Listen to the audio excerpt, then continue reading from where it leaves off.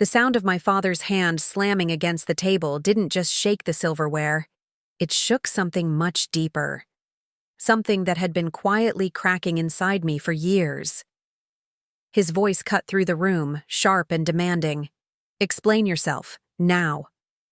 And in that moment, surrounded by half-empty glasses, forced smiles, and people who had spent years misunderstanding me, I realized something terrifyingly clear. I was no longer afraid of him, because for the first time in my life, I had something he could never control. If you've ever been underestimated, judged, or made to feel small by the very people who were supposed to love you, then this story is going to hit harder than you expect. So before we go any further, take a second, hit that like button, subscribe, and get ready. Because this isn't just a story about revenge. It's about reclaiming your voice after years of silence. My name is Juliet Whitfield, and I was 35 years old when my father decided to turn New Year's Eve into a courtroom and make me the case everyone was allowed to judge. The dining table was still warm from dinner, the kind of setting that looks perfect in photos but feels suffocating if you stay too long. My brother's kids were laughing somewhere down the hallway, completely unaware that in the next room something was about to fracture in a way that couldn't be undone. My mother sat beside me, smoothing her napkin with that practiced calm, the kind that doesn't come from peace, but from knowing something uncomfortable is coming and choosing not to stop it. Then my father lifted his glass, looked straight at me, and smiled. Not kindly, not warmly, but with that familiar edge I had spent my entire life pretending didn't hurt.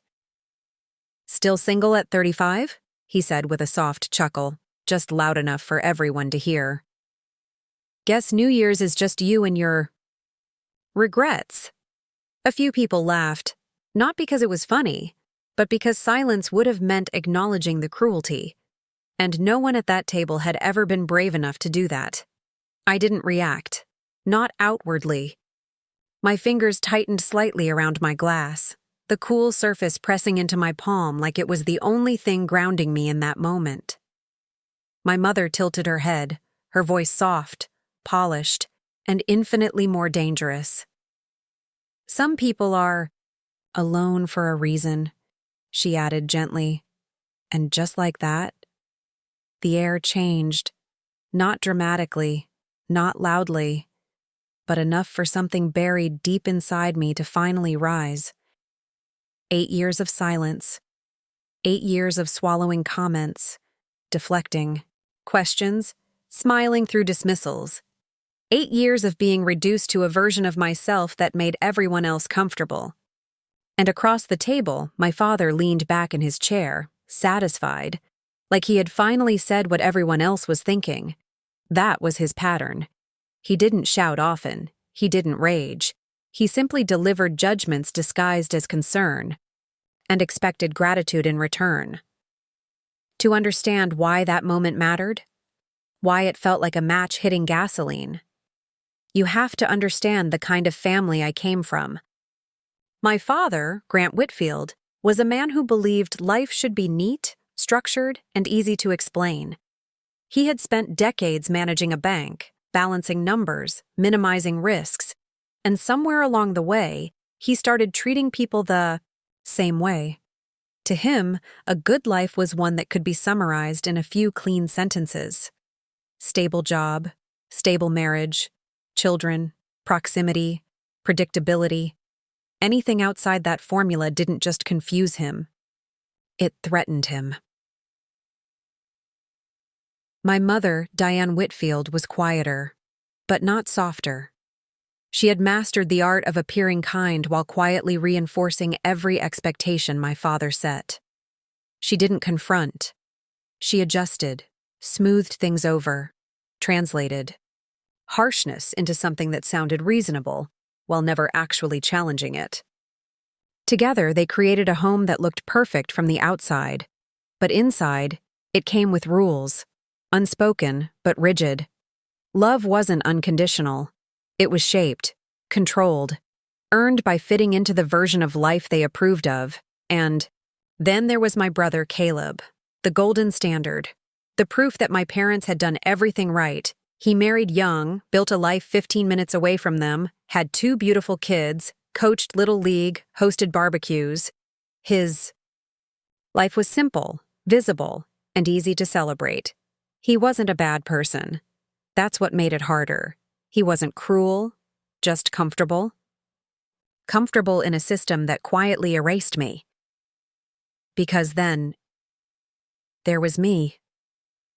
The daughter who left. The one who didn't come back except for holidays and obligations. The one who didn't bring a husband, didn't bring children, didn't build a life that could be explained over casual conversation at church. I wasn't reckless. I didn't cause trouble. I didn't fail. But I committed a different kind of crime. I built a life they couldn't understand. And people like my father don't tolerate what they can't understand. They correct it. They question it. They reduce it until it fits something familiar. You work too much. That apartment must feel empty. Your brother understood what mattered. The comments were constant, subtle enough to dismiss, sharp enough to linger. Over time, I learned the easiest way to survive those dinners wasn't to fight back.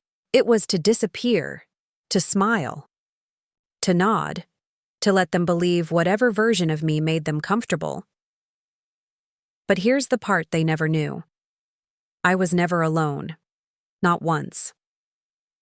For 8 years, someone had been waiting for me at home. Someone who knew the sound of my footsteps before I even reached the door. Someone who could hear the difference between exhaustion and heartbreak in a single word. Someone who saw me. Completely. In a way my own family never had.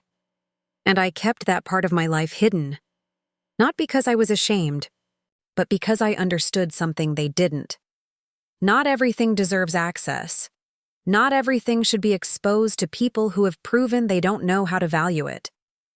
And by the time I realized that, it was already too late to pretend things were normal, because secrets don't stay quiet forever, especially not when they've been building for 8 years.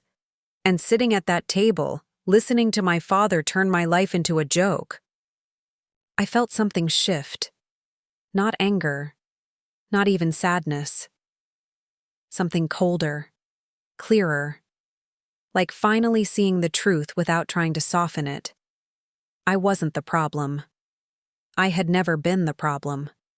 The problem was that I had spent years trying to earn respect from people who had already decided I didn't deserve it. So when I finally spoke, it wasn't reactive. It wasn't emotional. It was precise, controlled, and devastatingly honest.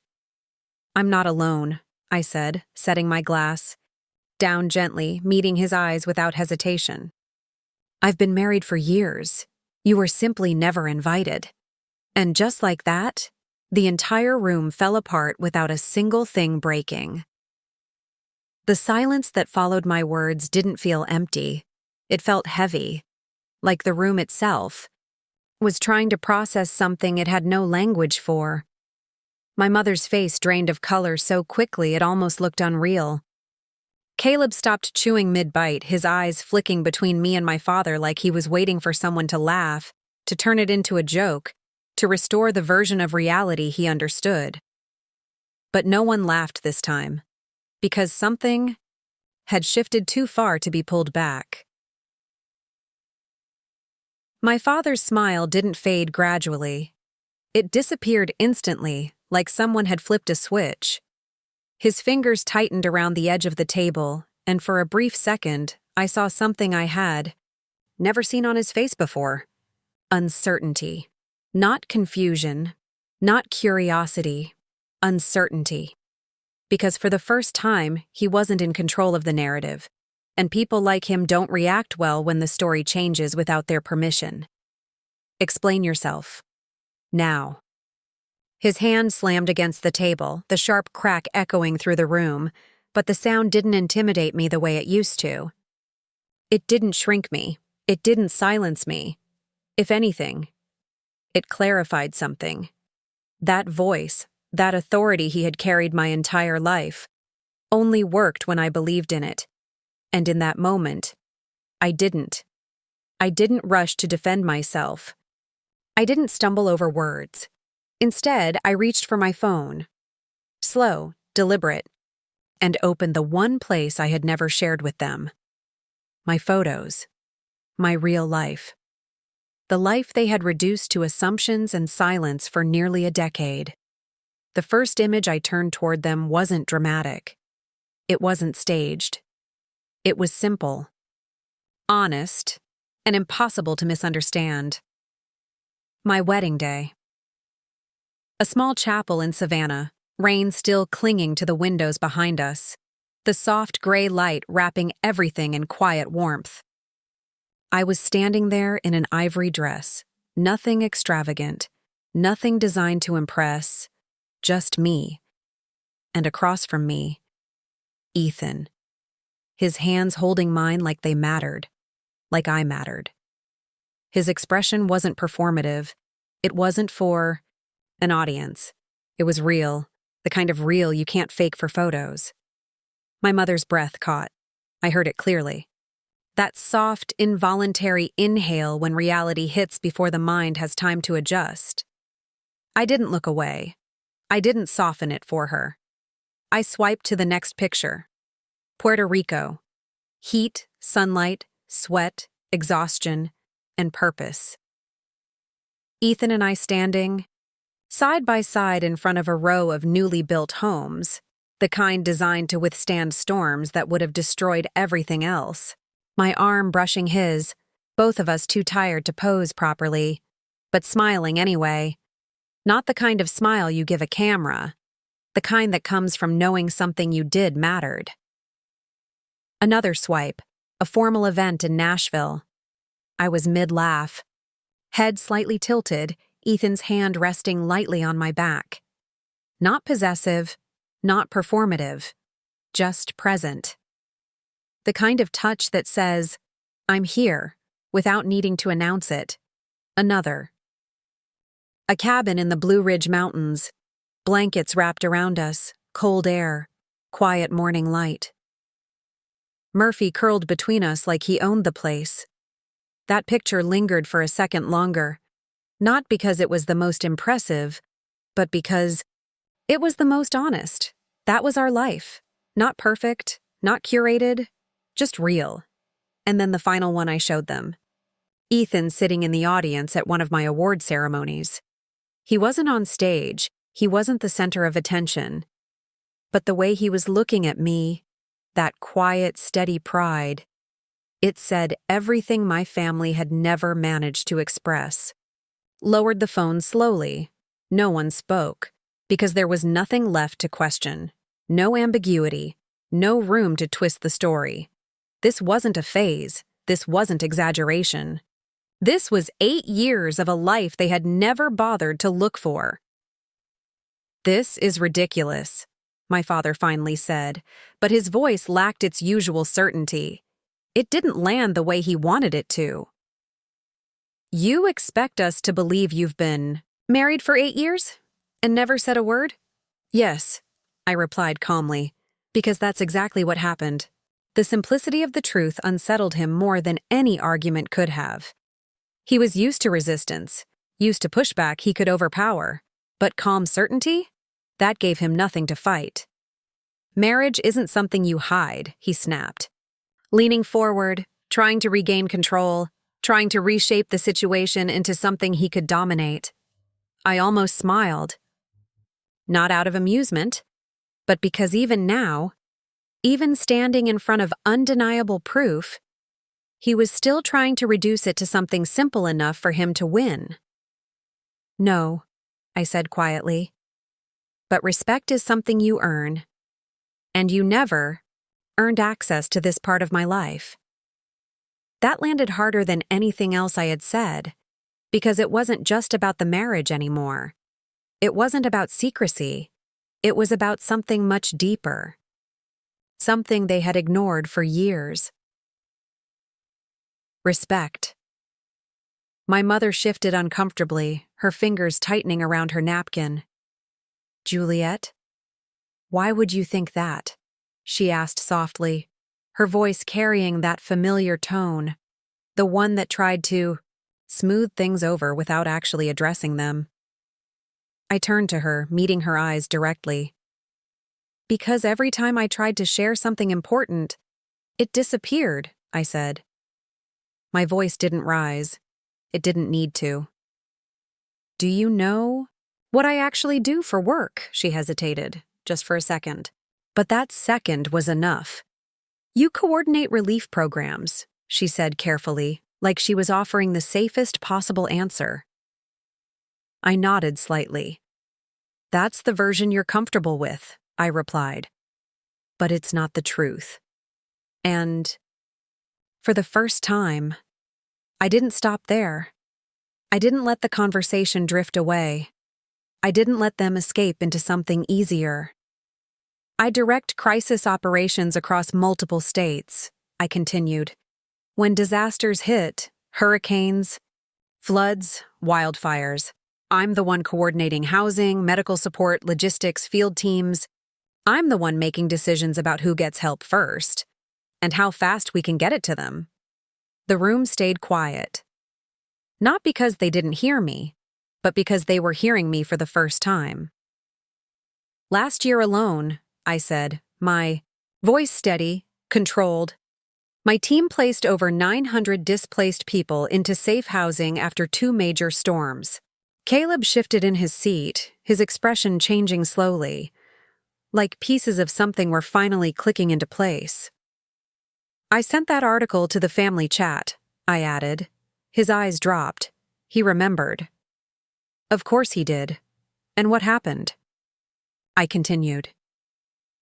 Dad sent a thumbs up, and then asked you about Little League. No one corrected me, because no one could. I shared my life with you, I said quietly. You just never really listened. That was the truth none of them wanted to face.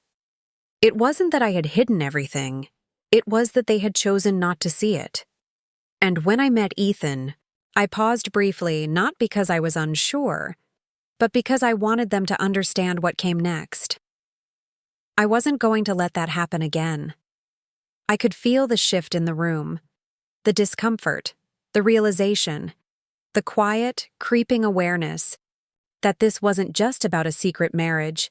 This was about years of dismissal, of reduction, of being made smaller to fit someone else's expectations. I didn't hide him because I was ashamed, I said. I kept him private because he deserved better than this. My father's jaw tightened, his pride clearly fighting against what he was hearing. So this is our fault? He said sharply. I shook my head slowly. My choices are mine, I replied. But the reason those choices felt necessary belongs in this room. That was the moment everything truly changed, because for the first time, the weight of the situation didn't sit on me anymore. It shifted, and they felt it. You know, that moment. When something inside you finally snaps, not loudly, not dramatically, but with a quiet certainty that there's no going back. That's where I was standing, not just in that dining room, but in every moment that had led up to it. Years of swallowing words, years of shrinking myself, years of pretending things didn't hurt. All of it had built up to this exact point. And the strangest part? I didn't feel overwhelmed. I didn't feel emotional. I felt clear. Dangerously clear. My father leaned back slightly, his eyes narrowing, searching for control he could feel slipping through his fingers. So this is what you've been doing? He said, his tone sharp again, trying to rebuild authority from fragments. Living some secret life like we're strangers? The way he said strangers, like that, was the worst possible thing. Almost made me laugh. Because the truth was, we had been strangers for a long time. He just never noticed. No, I said calmly. I've been living my life. You just weren't part of it. That hit harder than shouting ever could. You could see it in the way his posture shifted. Just slightly, like something invisible had pressed against him. My father wasn't used to being excluded. He was used to defining the boundaries, not being outside of them. "I will not be lectured in my own house," he snapped, pushing his chair back just enough to make a point. "Then listen," I replied, the words coming out before I could soften. "Them." And for once, I didn't try. That's when the room truly froze. Because people expect anger. They expect raised voices, emotional reactions, something they can dismiss as overreaction. But calm truth? That's harder to escape. It doesn't give them anything to argue with. It just sits there, undeniable. "You called me lonely for years," I continued, my voice steady, measured. "Not because you knew anything about my life, but because it made you feel right." I could feel every eye in the room on me now, but I didn't look away. Not from him. Not this time. "You called me selfish because my life didn't revolve around yours. You called my work unstable because you didn't know how to explain it to your friends." My father's face flushed red, but he didn't interrupt. Maybe he couldn't. Maybe, for once, he didn't know how. And tonight? I paused, letting the silence stretch just enough to make the words land harder. "Tonight you tried to humiliate me because you thought I had nothing to prove that I was loved. That was it. That was the truth sitting in the center of the table like something no one could move." My mother's eyes filled with tears, but I didn't stop. Not because I didn't care, but because I had spent too many years stopping for everyone else's comfort. "You don't get to meet Ethan because you're curious," I said, my voice softer now, but sharper than ever. "You don't get access to my life because your pride is hurt." My father stood up abruptly, the legs of his chair scraping harshly against the floor. "This is ridiculous," he said, his voice louder now but not stronger. Just louder. "You think you can walk in here after hiding something like this and then blame us?" I tilted my head slightly, studying him. Really studying him. Not as my father, not as an authority figure, but as a man. And for the first time I saw him clearly. Not powerful, not intimidating, just rigid. Trapped in his own idea of what life was supposed to be. "I'm not blaming you for my choices," I said quietly. "I'm telling you why those choices felt necessary." Caleb shifted uncomfortably in his seat, his hands clasped together like he wanted to say something, but didn't know how. That was always his role. The observer. The neutral one. The one who never made things worse. But never made them better either. And that's when something else hit me. This wasn't just about my father. This was about every moment my silence had made things easier for everyone else. I turned slightly, looking at Caleb. "Do you remember when I sent that article about the families we relocated after the storm?" I asked. He swallowed. "Yeah, You replied 2 hours later," I continued, not letting him redirect it. "And then we spent the next 40 minutes talking about your son's soccer game." He didn't argue, because he couldn't. "And that's not your fault entirely," I added, my tone not accusatory. Just honest. That's what this family does. We prioritize what feels familiar, what's easy to celebrate, and anything outside that, we quietly ignore. Marissa looked down at her lap, her expression tight, like she was seeing something she hadn't allowed herself to notice before. "I learned to disappear here," I said softly. "Not because I wanted to, but because it was easier than fighting to be seen."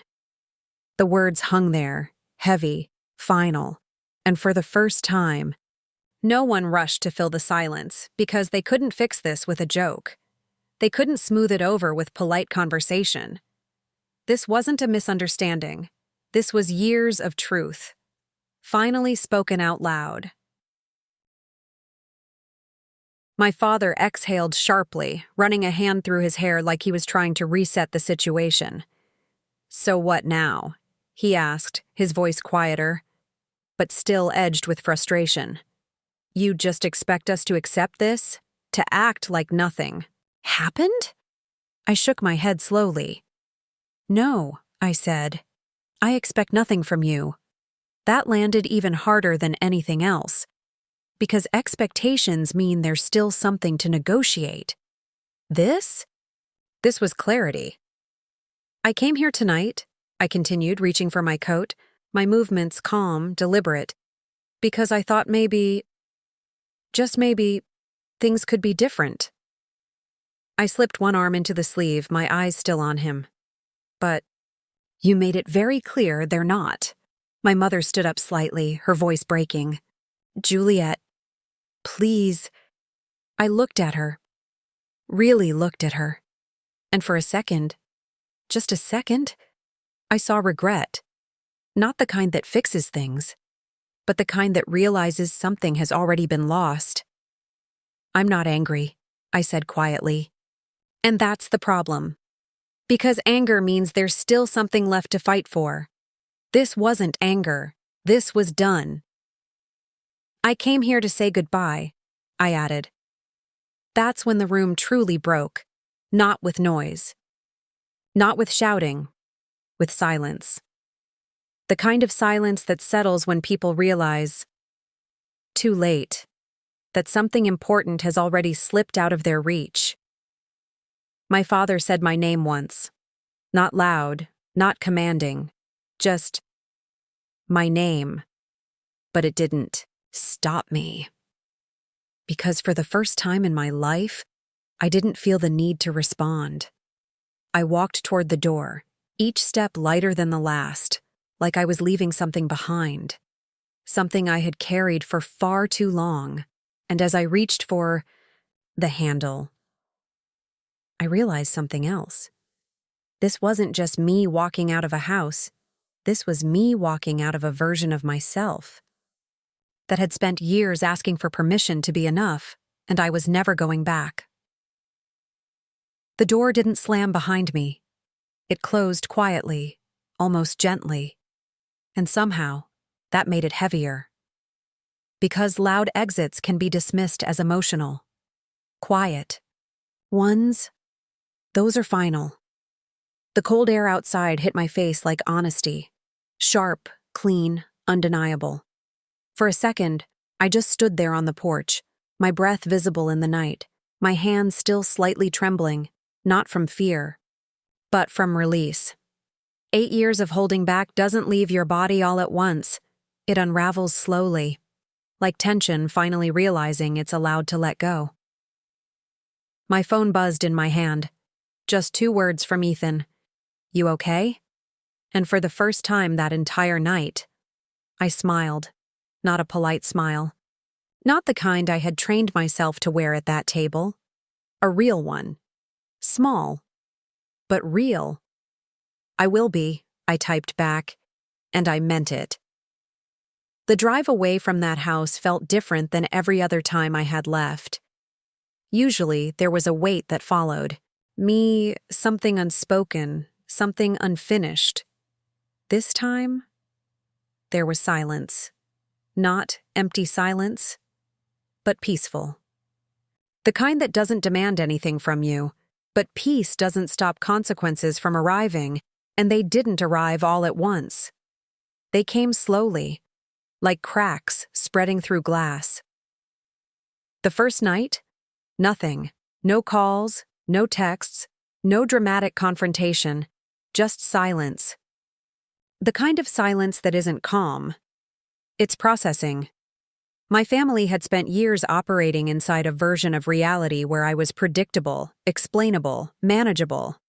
And in one evening, I had shattered that completely. The next morning, still nothing. It wasn't until late afternoon that my phone buzzed again. Caleb. Just one message. I had no idea.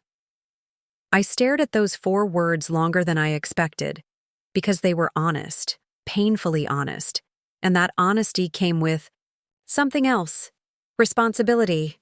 Not blame, not guilt. Responsibility. Because not knowing isn't always innocence. Sometimes it's comfort. I know, I replied. That was it. No argument, no emotional explanation, just truth, the same way I had given it the night before. 2 days later, my mother called. I watched her name light up my screen, and I didn't answer, not out of spite, not out of anger, but because for the first time, I wasn't ready to prioritize their emotions over my own. She left a voicemail. I listened to the first few seconds. Juliet. Your father is really upset. I deleted it before she could finish, because I was done treating his discomfort like an emergency. That was the pattern, wasn't it? My entire life, his reactions had dictated the emotional temperature of the room. If he was upset, everyone adjusted, everyone softened, everyone moved carefully. Not anymore. By the end of the week, the story started moving because secrets don't stay contained once they escape a room like that. An aunt called my mother. A cousin sent messages. Questions started circulating. And then, something unexpected happened. Someone found one of my conference speeches online. They shared it in the family group chat with a message that read, Juliet is incredible. Why did nobody tell us about this? That message hit harder than anything I could have said, because it exposed something my father couldn't control. Narrative. For years, he had shaped how people saw our family, what they knew, what they didn't, what was worth mentioning, what wasn't.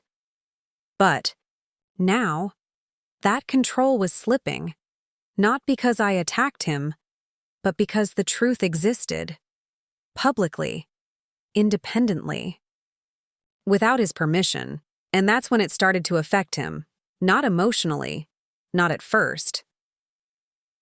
Socially. Someone at his church mentioned seeing coverage of my organization's work after a flood response.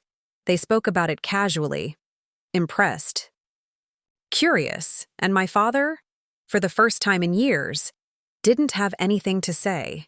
He didn't know, and for a man who built his identity around being informed, respected, and in control, that silence was devastating, because it forced him to face something far worse than being challenged, being irrelevant. Strangers knew more about his daughter's life than he did, and there was no way to spin that, no way to reshape it into something flattering, no way to regain control without confronting the truth. A few days later, my phone rang again. My mother. This time, I answered. Her voice was different, not polished, not carefully measured. There was something raw in it, something unfamiliar. Juliet, she said, softly and for once. She didn't start with your father. There was a pause. And then she said something I had never heard from her before. I'm sorry. We made it easier for you to hide your happiness than to share it.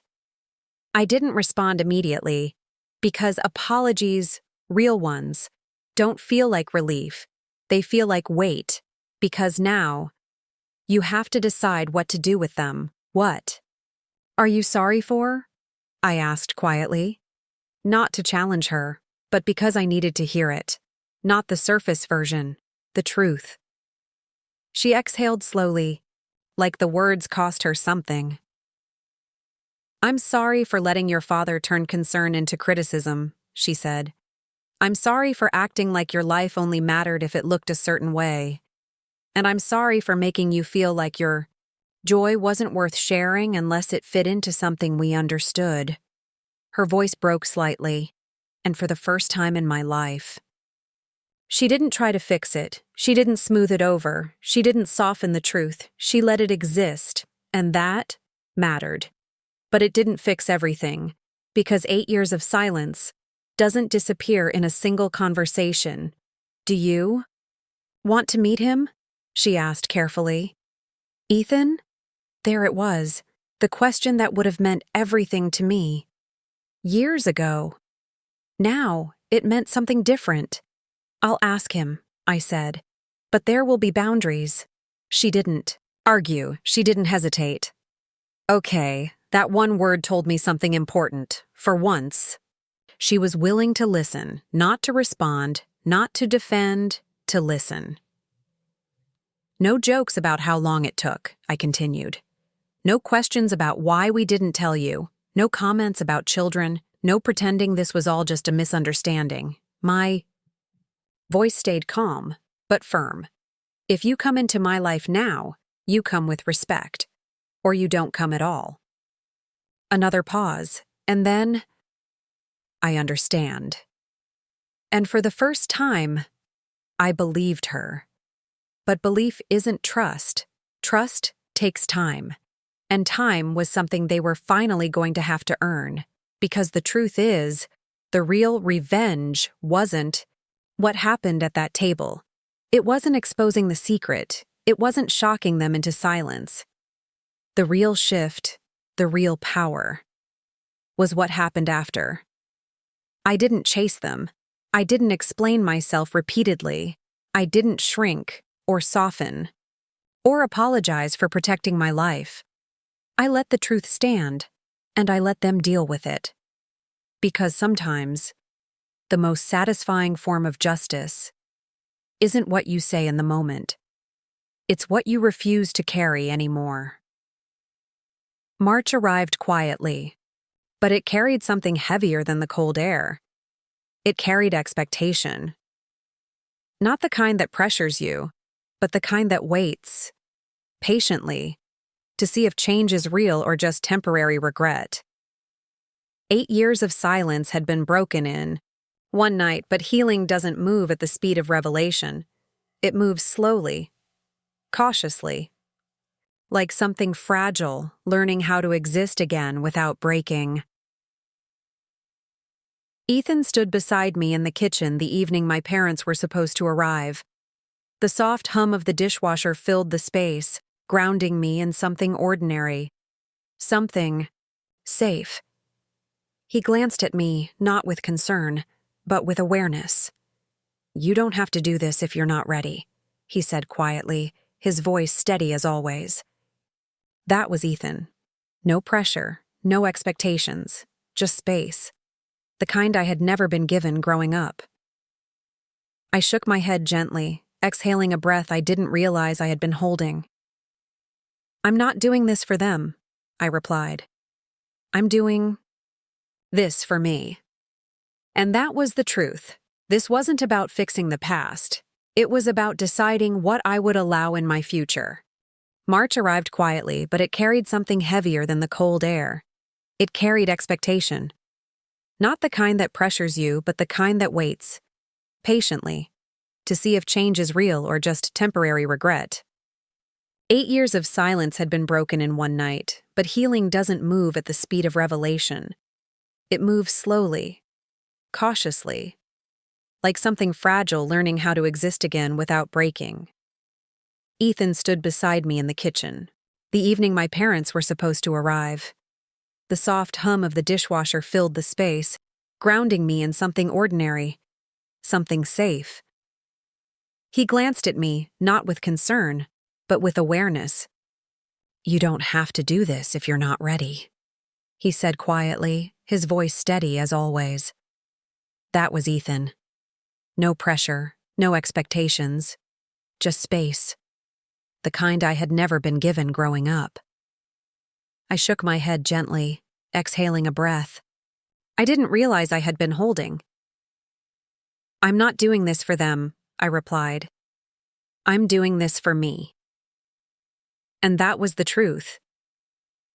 This wasn't about fixing the past. It was about deciding what I would allow in my future.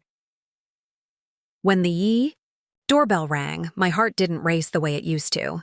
It didn't feel like I was about to step into judgment. It felt like I was about to observe something. Something uncertain. Something unfinished. Ethan opened the door before I could reach it. He didn't hesitate. He didn't overthink it.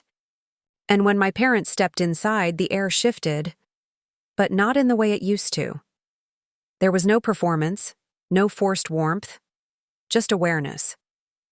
My mother held a small bouquet of flowers, her hands slightly tense, her smile uncertain.